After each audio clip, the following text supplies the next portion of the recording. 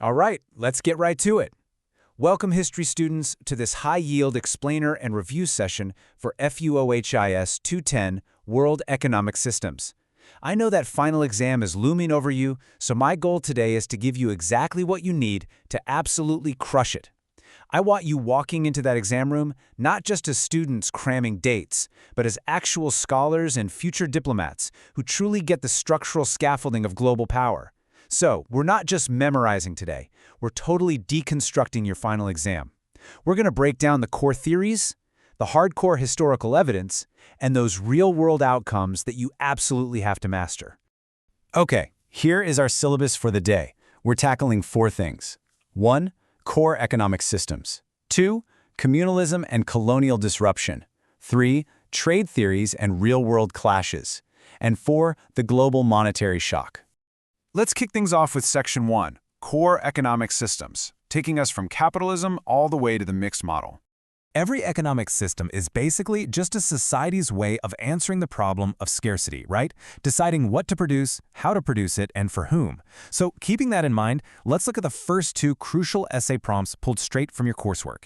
You've got to evaluate the invisible hand in the context of the Industrial Revolution, and you need to compare the USSR's central planning with Nigeria's mixed economy. Let's dive into this. To ace that first prompt, your intro paragraph has got to lay down the foundational theory of capitalism. You need to drop Adam Smith's 1776 theory from The Wealth of Nations. Smith argued that private ownership and the profit motive are the actual engines of efficiency. His whole invisible hand idea posits that when individuals just do what's best for themselves, like, a baker wanting to make a profit, they inadvertently give society exactly what it needs, which in this case is bread. Ironically, Smith literally only used the phrase invisible hand a handful of times in his entire life's work, but man, it became the absolute driving force behind Western industrial expansion. Now, you can't write a killer comparative essay without setting up opposing poles. On one side, you have capitalist market dynamics. It's decentralized, price signals dictate supply and demand, and competition drives innovation. But on the complete opposite end of the spectrum, you have socialist resource allocation. This is central planning. The state makes the calls, they set the prices, and they rely on strict directives to drive production instead of organic competition. Okay, theory is great and all, but hard evidence is what actually gets you an A. Here's the actionable history you need to synthesize. For capitalism, bring up the British Enclosure Acts. They privatized communal lands, pushed labor into urban centers, and practically fueled the factories of the Industrial Revolution. For socialism, look at the USSR's 5-year plans under Stalin, from 1928 to 1932. Did they industrialize an agrarian society at breakneck speed? Yes, but it came at a massive human cost, creating brutal inefficiencies and terrible shortages of basic goods. And, for your synthesis, look at Nigeria's post-1960 mixed model. It pragmatically combined the two. They tried to control the strategic heights of the economy through state-run entities like the NNPC, while still letting private enterprise run sectors like agriculture and retail. Moving right along to Section 2, African communalism and colonial disruption. Stepping away from the Western models, we really need to look at the indigenous economic logic of the African continent and how it was systematically disrupted. Which brings us to Prompt 4. You need to discuss how the Ubuntu philosophy of African communalism can be leveraged to boost the success of the modern African Continental Free Trade Area, or AFCFTA. Think critically here. How do historical indigenous systems actually apply to a massive 21st century continental trade framework? First things first, we have to aggressively kill the myth that indigenous African economic systems were somehow primitive. They absolutely were not. These are incredibly sophisticated frameworks built on totally different values. African communalism, rooted in the philosophy of Ubuntu, basically says that individual prosperity is inextricably linked to the community's prosperity. It's all about reciprocity. You share labor and goods, expecting mutual support down the line. And it relies on communal land tenure. Land is a shared heritage, not just a commodity you buy and sell. Listen closely. When you write this essay, you absolutely must reference Julius Nyerere's Ujamaa, Essays on Socialism. Name-dropping Nyerere in your blue books is going to give your essay so much academic weight and historical grounding. It's the foundational text on how to take these traditional, village-level communal values and actually integrate them into the massive, complex machinery of modern statehood. And here is how you build that argument. Start with the disruption. Colonial land acts intentionally alienated communal land, totally wrecking traditional tenure just to force indigenous populations into labor pools for European mines and plantations. But then, pivot. Pivot to the resilience of the system. Think about the massive informal markets in Lagos today. The Igbo apprenticeship system, Imu Aha, survives and honestly thrives on communal trust, not formal Western bank contracts. So your conclusion here should argue that the AFCFTA has the potential to scale this deeply rooted cultural reciprocity across the entire continent. All right, Section 3, Trade Theories and Real-World Clashes. So internal systems, capitalist, socialist, communal, they all eventually have to interact on the global stage. That interaction is trade, and it's basically the primary tool of international relations, which leads us to Prompt 5. You're asked to synthesize the relationship between David Ricardo's 19th century theory of comparative advantage and modern US-China trade tensions. I want you to really ask yourselves, is the global market actually a level playing field, or is trade just diplomacy wearing a different mask? The crucial move here is defining the theory right in your intro.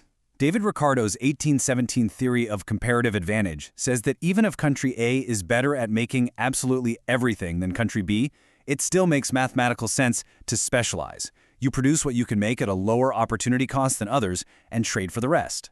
This elegant mathematical theory became the literal bedrock of modern trade diplomacy and global free trade. Let's trace how this built the actual physical architecture of global trade.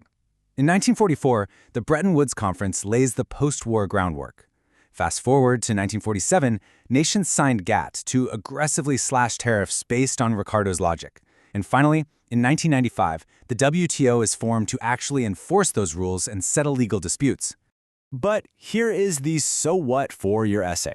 Ricardo's theory assumes everyone is a rational actor trying to maximize global efficiency. Well, the real world doesn't always play nice. The modern US-China trade war with heavy tariffs on steel, tech, and agriculture signals a massive return to neo-mercantilism. It proves nations will drop comparative advantage in a heartbeat when national security and strategic diplomacy are on the line. Trade is leverage, plain and simple. Finally, Section 4, the global monetary shock. Global trade just cannot happen without a stable, globally recognized medium of exchange. And that brings us to your final, super consequential exam prompt. Analyze the impact of the 1971 Nixon shock on the economic stability of developing nations in the global South. To nail this, you have to understand the transition from gold to fiat currency. You're going to need a cheat sheet on the post-war institutional pillars. You've got the IMF, founded in 1944, acting as the global lender of last resort for currency stability. You've got the World Bank, also 1944, giving out long-term loans for infrastructure, and the WTO from 1995, settling the disputes. But listen, all of this stability hinged on one specific anchor, the US dollar being tied directly to gold. And that anchor violently snapped in August 1971. Dealing with high inflation and trade deficits, U.S. President Richard Nixon just unilaterally ended the dollar's convertibility to gold at $35 an ounce. Boom, the Nixon shock. The gold standard was dead. Overnight, we entered the modern era of floating exchange rates, where our currency's value is totally dictated by market forces and central bank policies. For your essay, connect this 1971 shock straight to the modern global South. When the dollar floated, developing nations' currencies were suddenly forced to float against wild, volatile international markets. Long-term economic planning, it became nearly impossible. You just couldn't predict the value of your exports or imports year to year. And we still feel this today. Because the dollar is the global reserve currency, the U.S. Federal Reserve's monetary policy literally dictates the cost of servicing external debt for nations like Nigeria, which constantly threatens their domestic social spending. We have covered a ton of ground today. From Adam Smith to the Nixon shock, from central planning to the incredible resilience of African communalism. You've got the frameworks, the theories, and the evidence to absolutely dominate these prompts. But before I let you go, step back from the exam prep for just a second.